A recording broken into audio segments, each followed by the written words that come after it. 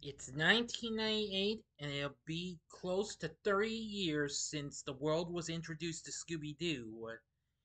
And in 1998, he got a new direct-to-video animated film, which was pretty dark and what have you. And I'm going to finally give you a review of it. Here's my review of Scooby-Doo on Zombie Island. Big T's Entertainment Rankings and Reviews.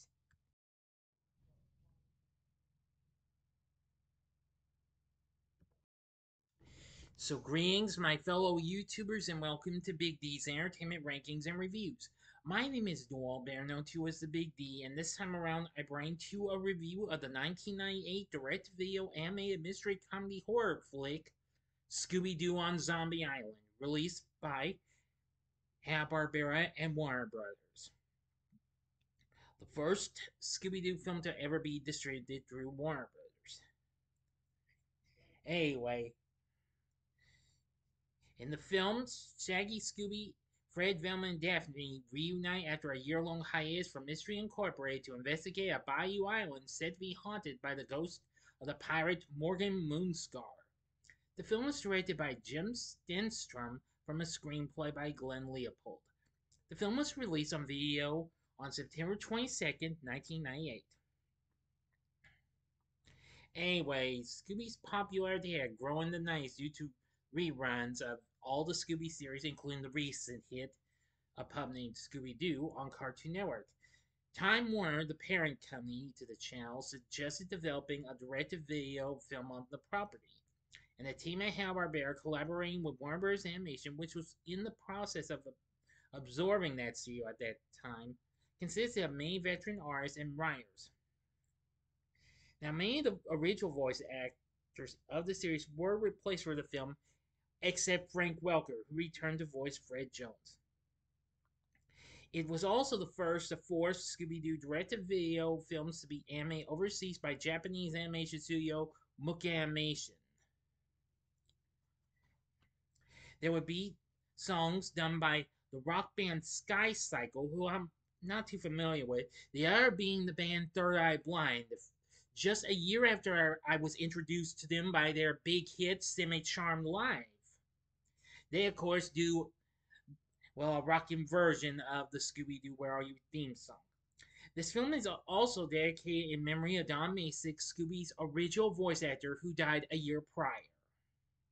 And this contains a darker tone than most Scooby-Doo productions, and is notable for containing real supernatural creatures rather than people in costumes.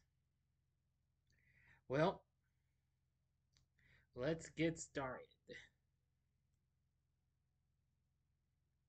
Mystery Incorporated goes their separate ways after becoming bored of mystery solving due to their monstrous culprits always being people in costumes.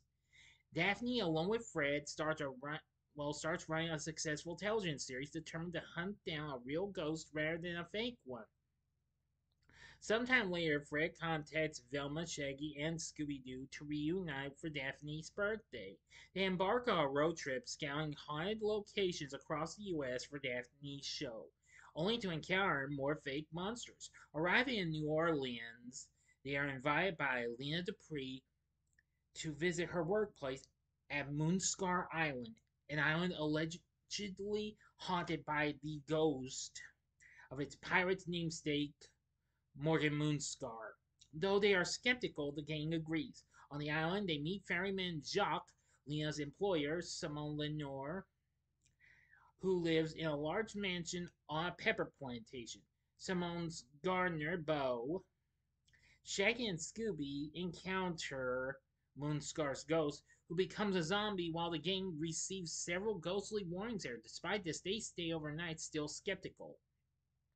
That night, Shaggy and Scooby are chased by a horde of zombies. Velma suspects Beau while Fred and Daphne capture a zombie, believing it is a human culprit until Fred pulls its head off, revealing that the zombies are real. As the horde chases them, the gang gets separated and Daphne accidentally causes Fred to drop his video camera in quicksand, losing film evidence for their show. In a cave, Shaggy and Scooby discover wax voodoo dolls resembling their friends and play with them, unknowingly controlling their friends until the pair disturb a nest of bats. The rest of the gang and Bo discover a secret passageway in the house, where Lena claims the zombies dragged Simone away. The passageway leads to a secret chamber for voodoo rituals, where Velma confronts Lena about her lie, having seen Simone's footprints instead of drag marks. After trapping the gang with the voodoo dolls, Simone and Lena reveal themselves and Jock as evil werecats. Yeah. Alright, now I'm going to go to the ending. As always, you know the procedure. You have 5 seconds to stop this video. Go to the description box below and fast forward to the time below. As I count down now, if you've seen this movie already, please continue. Okay, you've been warned. Simone explains that 200 years ago, she and Lena were part of a group of settlers on the island who worshipped a cat god. When Moonscar and his crew invaded the island, they chased the settlers into the bayou, where they were eaten alive by alligators, but Simone and Lena escaped.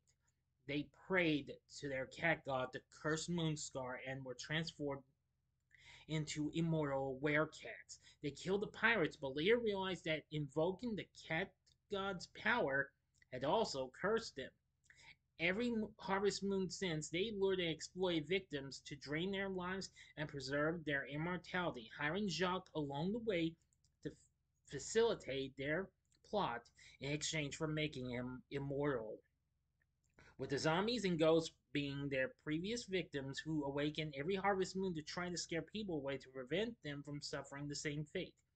While being chased by Jacques, Shaggy and Scooby disrupt the Werecats' draining ceremony, allowing the gang to free themselves. The Werecats surround them, but realize too late that the harvest moon has passed, causing them to disintegrate to dust and put the zombie souls to rest. Bo reveals himself as an undercover police officer who was sent to investigate disappearances on the island. And Daphne asks Bo to guest star on her show, and they all leave the island in the morning. End of story. So, what did I think of Scooby Doo on Zombie Island? Well, I've seen this a few times, just more recently on Max, and I'm going to say I like it a lot more than what I did. I wasn't quite big on it at first, but I did like the music though. I was really impressed with that. Anyway,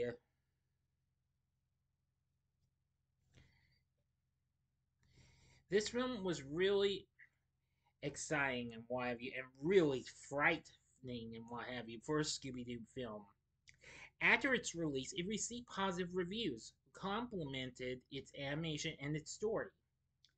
And the film is also notable for being the first Scooby Doo production featuring the entire gang, excluding Scrappy Doo, since the new Scooby Doo Mysteries episode, A Halloween Hassle at Dracula's Castle, which premiered just a few days before Halloween on ABC in 1984.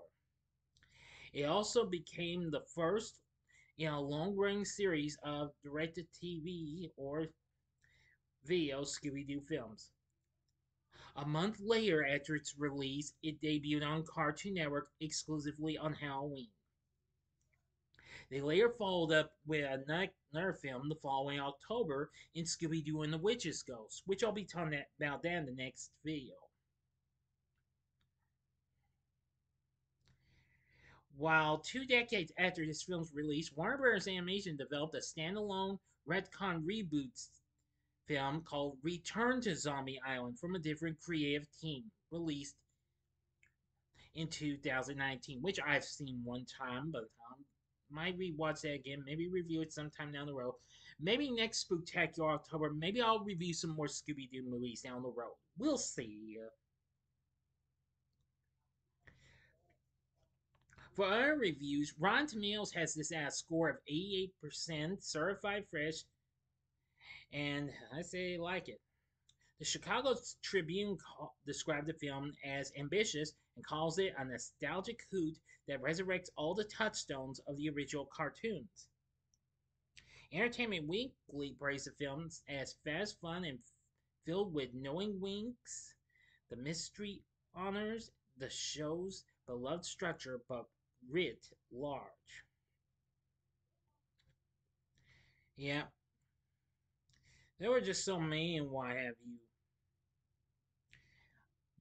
I'm going to say of these first few films And before they let Warner Bros. Animation try and do some more with Hanna-Barbera being still holding the copyright, this is probably one of the good ones of a Scooby-Doo film. Now, even though I do like the earlier films from the Hanna-Barbera Superstars 10, I feel like this one holds a, a real special place right up there. I'd say this would probably be in the top 5 of my favorite animated Scooby-Doo films.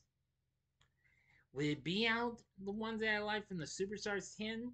Well, let's not jump ahead of ourselves yet, but it could happen one day. Anyway, they have Stephen Bramson doing the film's score, and it's really good too. Anyway, I do agree with the critics, and I like the story of this and what have you. What's more is the animation really good as well. Kind of made it feel like last few years of some of Hanna Barbera's attempts, more their action-packed attempts, like SWAT Cats and the New Adventures of Captain Planet. So anyway, I really think Scooby-Doo on Zombie Island had a lot of potential. For our voice acting cast, we of course have Frank Welker back as Fred again. He's still really good. He also does the vocal effects for some of the animals in the film and one of the zombies. Voicing Daphne for the first time is the late great Mary Kay Bergman, who actually had been at the time been working on South Park, and she recently did voice acting work on the New Adventures of Captain Planet. If I'm not mistaken, she did the voice of Dr. Blight. Voicing Velma is B.J. Ward once again. Well, I think for the first time, but I could be wrong because I do know that's when we hear her there, and then we have as the voice of Shaggy is Billy West, who of course had recently voiced the titular character of Doug and Ren and Stimpy. He also recently voiced Bugs Bunny in Space Jam. And of course, he would also go on to do voices for other characters such as Woody Woodpecker and others. Sky Inez voices Scooby Doo for the first time ever. He would later go on voice Shaggy in the next few films. He does just as good a job as Don Masick was. And this was still before Frank Welker took over for What's New Scooby Doo. Now let's see. Now for the rest of the cast, we have Adrienne Barbeau, who most people would know her from TV's Maude back in the 70s, and also from films like Swamp Thing, the Wes Craven film, and let's see, and also John Carpenter's The Fog. She voices Simone, and I'm going to say she's very good. Tara Strong, although she's credited under Tara Sharendorf, who recently voiced Claire Brewster in the Beetlejuice cartoon and has done numerous other tunes. She would actually be also lend her voice to other cartoons at the time, like The Fairly Odd Parents and The Powerpuff Girls and many others. As the voice of Lena, she's very good. Voicing Bo is Cam Clark, who, of course, most people would know him best as the voice of Leonardo and Rocksteady in the original Teenage Mutant Ninja Turtles animated series. Jim Cummings, who recently had done numerous work with mostly Disney programs like Chip and Dale Rescue Rangers, The New Adventures of Winnie the Pooh, and Bonkers, and several others, voiced Jock. It's pretty good. Now, here's one character I didn't mention. An aggressive resident on Moonscar Island who attempts to catch a catfish called Big Mona, known as Snakebite Scruggs, was voiced by none other than Luke Skywalker himself, Mark Hamill, who more recently voiced the Joker in Batman the Animated Series. And of course, we have two other characters: Chris, a hostess on Daphne's show, voiced by Jennifer Lee Warren, and Mr. Beeman, a real estate agent who is unmasked as the Moat Monster at the beginning of the film. And this, of course, was Gilbert's final film role before his death the following year. Gilbert also recently did voice acting for Captain Planet as well. I do seem to recall he voiced Lillian Plunder. He also did a lot of our voice acting work. I can only remember a few others. He voiced Shaman on Brave Star, and he's done lots of other voice acting work. So you gotta say the voice acting cast is pretty good too. So I liked Scooby Doo on Zombie Island big time now for what it had to offer. The atmosphere is really good. The animation's good. So is the story, the characters, everything. But would I recommend the film? I would say yes. Go for it. This is definitely worth watching, especially for all you hardcore Scooby fans. You will definitely love Scooby Doo on Zombie Island, and I think it's a good one. So, what did you think of Scooby Doo on Zombie Island? Let me know in the comments section below. If you like this video, click the like button, subscribe, and be a part of the Big D Nation. Continue to help support my channel, make it grow, make the views grow. Tell all your friends about my channel, get them to know me. Feel free to share my vids with your friends if you wish, and stuff like that. Anyway, join me next time when I bring to you a review of Scooby-Doo and the Witch's Ghost. So if you like this, check out my reviews of the 3 films from the Superstars 10 have Hanna-Barbera. In the upper left-hand corner is my review of Scooby-Doo Meets the Boo Brothers. The upper right-hand corner is my review of Scooby-Doo and the Ghoul School. And the bottom left-hand corner is my re-review of Scooby-Doo and the Reluctant Werewolf. And the bottom right-hand corner is the button you can click to subscribe. If you like rankings and reviews on movies, TV, music, video games, etc., then I'm your guy. Thanks for watching. Until next time, I'm the Big D saying see ya.